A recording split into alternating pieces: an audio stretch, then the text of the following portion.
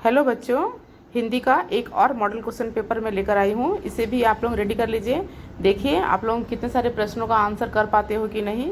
और इसमें एक लेटर एक प्रतिवेदन है, इसको ज़रूर पढ़ लेना, एग्ज़ाम की दृष्टि से बहुत ही इंपॉर्टेंट है।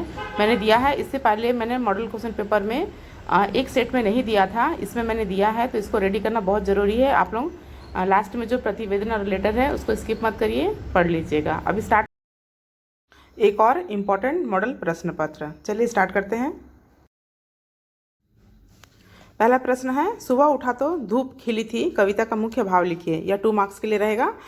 उत्तर है, कविता जीवन में नई शुरुआत, आशा और सकारात्मकता का संदेश देती है, कठिनाई के बाद उजाले का प्रतीक है। 2 मार्क्स के लिए प्रश्न है, अंधेरे का दीपक शीर्षक का आशय स्पष्ट कीजिए। उत्तर है, अंधेरे का दीपक शीर्षक कठिन परिस्थितियों में भी आशा, साहस और मार्गदर्शन का प्रतीक है। यह संदेश देता है कि अंधकार के बीच भी एक छोटा प्रकाश जीवन को दिशा दे सकता है। 3 मार्क्स के लिए पहला प्रश्न है, रोटी और संसद कविता किस समस्या को उजागर करती है। उत्तर है, रोटी और संसद कविता गरीबी, भूख और आम जनता की उपेक्षा की समस्या को उजागर करती है। इसमें दिखाया गया है कि सत्ता और राजनीति में बहस तो होती है, परंतु गरीब लोगों की मूल आवश्यकता रोटी अब भी अधूरी रहती है। इससे सामाजिक असमानता और राजनीतिक विडंबना प्रकट होती है। 3 मार्क्स के लिए, धूमिल की कविता की एक विशेषता लिखिए। उत्तर है, धूमिल की कविता की प्रमुख विशेषता उसका तीखा व्यंग और यथार्थवाद है। वे सरल और सीधी भाषा में सामाजिक अन्याय, राजनीतिक भ्रष्टाचार और आम आदमी की पीड़ा को प्रभावशाली ढंग से व्यक्त करते हैं। उनकी कविताएं पाठक को सोचने के लिए प्रेरित करती है। 3 मार्क्स के लिए, नींव रखने वालों का गीत में नींव का क्या अर्थ है। यहाँ पर प्रिंटिंग मिस्टेक है, आप लोग करेक्ट कर लेंगे। उत्तर है, नींव रखने वालों का गीत में नींव का अर्थ उन साधारण मेहनतकश लोगों से है जो समाज और निर्माण की आधारशिला रखते हैं, परंतु स्वयं प्रसिद्धि से दूर रहते हैं। यह उनके त्याग, परिश्रम और मौन योगदान का प्रतीक है, जिनके कारण ऊंची इमारतें और समाज की प्रगति संभव होती है। आगे है 5 मार्क्स के लिए, रोटी और संसद में व्यक्त जन आक्रोश पर प्रकाश डालिए। धूमिल की कविता रोटी और संसद में आम जनता के भीतर पनप रहे गहरे जन आक्रोश को व्यक्त किया गया है। कवि दिखाता है कि एक ओर गरीब व्यक्ति भूख और अभाव से जूझ रहा है, जबकि दूसरी ओर संसद में बैठे नेता केवल भाषण और बहस में व्यस्त हैं। जनता की मूल आवश्यकता रोटी पूरी नहीं हो पाती, जिससे व्यवस्था के प्रति असंतोष बढ़ता है। कविता में राजनीतिक पाखंड, सामाजिक असमानता और शोषण पर तीखा व्यंग किया गया है। इस प्रकार कवि जनता की पीड़ा और व्यवस्था के विरुद्ध उसके जन आक्रोश को प्रभावशाली ढंग से प्रस्तुत करते हैं। 3 मार्क्स के लिए, अज्ञेय की काव्य दृष्टि का संक्षिप्त परिचय दीजिए। उत्तर है, अज्ञेय आधुनिक हिंदी कविता के अत्यंत महत्वपूर्ण और प्रयोगधर्मी कवि माने जाते हैं। उनकी काव्य दृष्टि में व्यक्तिवाद, आत्मानुभूति, प्रकृति प्रेम, स्वतंत्र चेतना और आधुनिक संवेदनशीलता का विशेष स्थान है।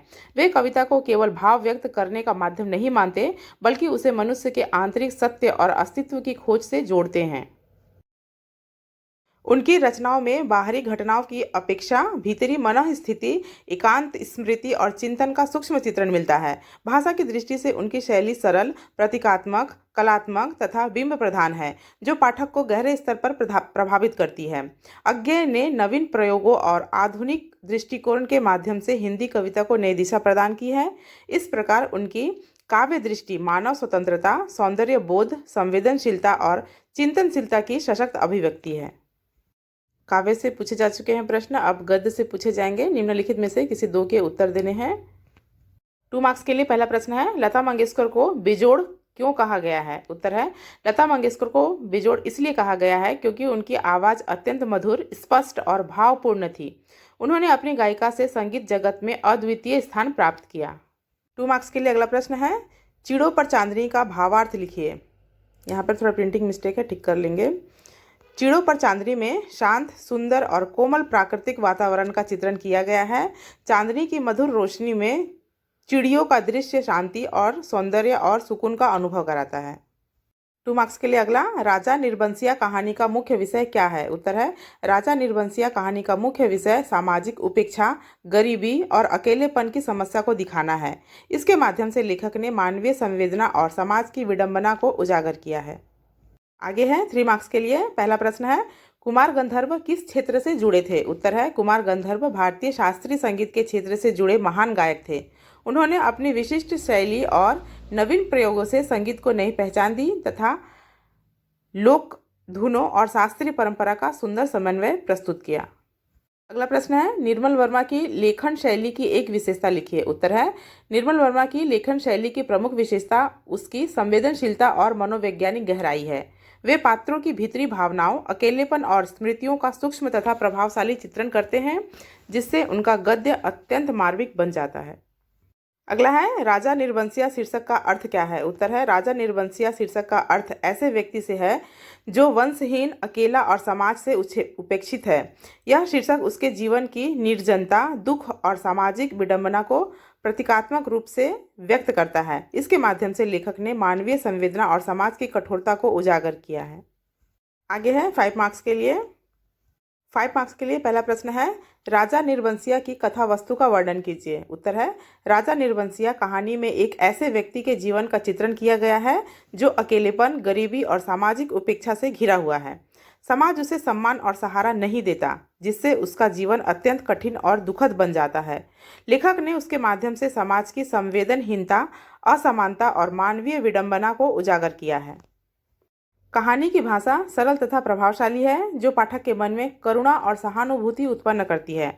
अंततः यह कथा हमें मानवता, संवेदना और सामाजिक उत्तरदायित्व का संदेश देती है। 5 मार्क्स के लिए अगला प्रश्न है, निर्मल वर्मा के गद्य की विशेषताओं पर प्रकाश डालिए। उत्तर है, निर्मल वर्मा आधुनिक हिंदी साहित्य के महत्वपूर्ण कथाकार और निबंधकार हैं। उनके गद्य की प्रमुख विशेषता गहरी संवेदनशीलता, मनोवैज्ञानिक सूक्ष्मता और आत्मविश्लेषणात्मक दृष्टि है। वे पात्रों के भीतरी अकेलेपन, स्मृतियों, अनुभूतियों और मानसिक स्थितियों का अत्यंत प्रभावशाली चित्रण करते हैं। उनकी भाषा सरल, सहज, काव्यात्मक तथा प्रतीकात्मक होती है, जो पाठक के मन पर गहरा असर डालती है। वे बाहरी घटनाओं की अपेक्षा अंतरात्मा की अनुभूति और वातावरण को अधिक महत्व देते हैं। इस प्रकार निर्मल वर्मा का गद्य आधुनिक जीवन की जटिलताओं और मानवीय संवेदनाओं को गहराई से व्यक्त करता है। खंड सी में है नाटक, इससे भी पूछे जाएंगे प्रश्न। 3 मार्क्स के 2 प्रश्न रहेंगे और 5 मार्क्स के 1 प्रश्न रहेंगे। तो 3 मार्क्स के प्रश्न की तरफ चलते हैं। 3 मार्क्स के लिए पहला प्रश्न है, अंधा युग शीर्षक की सार्थकता स्पष्ट कीजिए। उत्तर है, अंधा युग शीर्षक महाभारत युद्ध के बाद फैले नैतिक अंधकार, विनाश और निराशा को दर्शाता है। मनुष्य क्रोध, प्रतिशोध और स्वार्थ में अंधा हो चुका है, इसलिए यह शीर्षक अत्यंत सार्थक है। इसके माध्यम से लेखक ने मानवता और नैतिक मूल्यों के पतन को उजागर किया है। 3 मार्क्स के लिए अगला प्रश्न है, अश्वत्थामा के चरित्र की एक विशेषता लिखिए। उत्तर है, अश्वत्थामा का चरित्र क्रोध, प्रतिशोध और गहरी पीड़ा से भरा हुआ है। वह युद्ध के विनाश और अपने अपमान से व्यथित होकर आवेश में निर्णय लेता है, जिससे उसके भीतर की मानसिक अशांति और त्रासदी प्रकट होती है। 3 मार्क्स के लिए अगला प्रश्न है, नाटक में नैतिक पतन किस प्रकार दिखाया गया है? उत्तर है, नाटक में नैतिक पतन युद्ध, हिंसा, प्रतिशोध और स्वार्थपूर्ण आचरण के माध्यम से दिखाया गया है। पात्र क्रोध और अंध भावना में सही गलत का भेद भूल जाते हैं, जिससे मानवता और करुणा समाप्त होती दिखाई देती है। इस प्रकार लेखक ने समाज में मूल्यों के पतन को स्पष्ट रूप से प्रस्तुत किया है। मार्क्स के लिए अगला प्रश्न है, युद्ध के परिणामों का वर्णन कीजिए। उत्तर है, युद्ध के परिणाम अत्यंत विनाशकारी होते हैं। इसमें जन धन की हानि, दुख, निराशा और नैतिक पतन फैल जाता है। परिवार टूट जाते हैं और समाज में भय व अशांति का वातावरण बनता है। अंततः युद्ध मानवता को क्षति पहुंचाकर केवल पीड़ा और विनाश ही छोड़ता है। अंधा युग नाटक से जो 5 मार्क्स के प्रश्न पूछे जाएंगे, पहला है, अंधा युग की प्रमुख विचारधारा पर चर्चा कीजिए। उत्तर है, धर्मवीर भारती का नाटक अंधा युग महाभारत युद्ध के बाद की स्थितियों को प्रस्तुत करते हुए मानव जीवन की गहरी त्रासदी और नैतिक संकट को व्यक्त करता है। इसकी प्रमुख विचारधारा युद्ध विरोध, मानवता की रक्षा, करुणा, क्षमा और नैतिक मूल्यों की पुनर्स्थापना पर आधारित है। नाटक दिखाता है कि प्रतिशोध, क्रोध और स्वार्थ मनुष्य को अंधकार की ओर ले जाते हैं और अंततः विनाश ही जन्म देते हैं। इसके विपरीत शांति, धैर्य और नैतिक चेतना ही जीवन को सार्थक बना सकते हैं।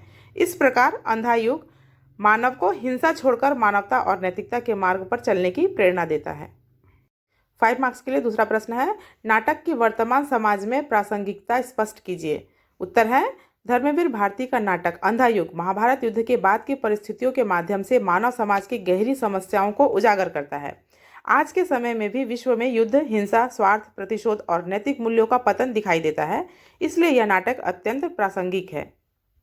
नाटक हमें चेतावनी देता है कि अंध भावना और क्रोध मानवता को विनाश की ओर ले जाते हैं। इसके साथ ही यह शांति, करुणा, क्षमा और नैतिक चेतना को अपनाने का संदेश देता है। इस प्रकार अंधा युग वर्तमान समाज को सही दिशा दिखाने वाला अत्यंत अर्थपूर्ण और उपयोगी नाटक सिद्ध होता है। अब आगे है खंड डी में रचना है। किसी एक रचना को पत्र लिखना है 5 मार्क्स के लिए। विद्यालय में पुस्तकालय की सुविधा बढ़ाने हेतु प्रधानाचार्य को पत्र। तो किस तरह से लिखना है, आप लोगों ने छोटी क्लासों में लिखा है इस तरह से, तो कुछ कठिन नहीं है, बस देख लो, आइडिया हो जाएंगे। किस तरह से स्टार्ट करना है और किस तरह से एंड करना है, यह बहुत इंपॉर्टेंट रहता है क्योंकि सभी को मिलाकर 5 मार्क्स मिलने वाले हैं। किस तरह से लिखना है देख सकते हो, इस तरह से ही लिखना है जो भी टॉपिक मिले आप लोगों को, और लास्ट में इस तरह से एंड करना है, नाम, कक्षा, दिनांक। दूसरा है मित्र को परीक्षा की तैयारी के बारे में पत्र लिखें। तो किस तरह से लिखना है मित्र को, आप लोग पढ़ सकते हैं इसको। इस तरह से स्टार्ट करना है, लिखना है और इसे इस तरह से एंड करना है। इस तरह से लिखते हो तो 5 मार्क्स पूरे के पूरे मिल सकते हैं। इसमें है प्रतिवेदन, चाहो तो आप लेटर लिखो या फिर प्रतिवेदन लिखो या फिर भाव पल्लवन, किसी भी एक को लिखना है। तो प्रतिवेदन लिखना है तो दिए गए टॉपिक पे इस तरह से प्रतिवेदन लिखेंगे आप लोग। इसको एक बार पढ़ लेंगे, अपनी भाषा में लिख सकते हो। तो बच्चों पढ़ते रहिए, एग्जाम बहुत नज़दीक है। जितने भी मैंने दिए हैं ABTA और मॉडल सेट, सबकी तैयारी कीजिए। बहुत ही इंपॉर्टेंट सेट दिए हैं मैंने, चुनिंदा सेट ही दिए हैं, ऐसे तो बहुत सारे सेट हैं मगर बहुत सारे इंपॉर्टेंट जो सेट मुझे लगे एग्ज़ाम की दृष्टि से मैंने उसे दिए हैं, तो उसको मिस ना करें, सब कुछ पढ़िए। हिंदी का भी जितना भी दिया है मॉडल और ABTA सबको पढ़ सकते हो। चलिए मिलते हैं अगले वीडियो में। Thank you.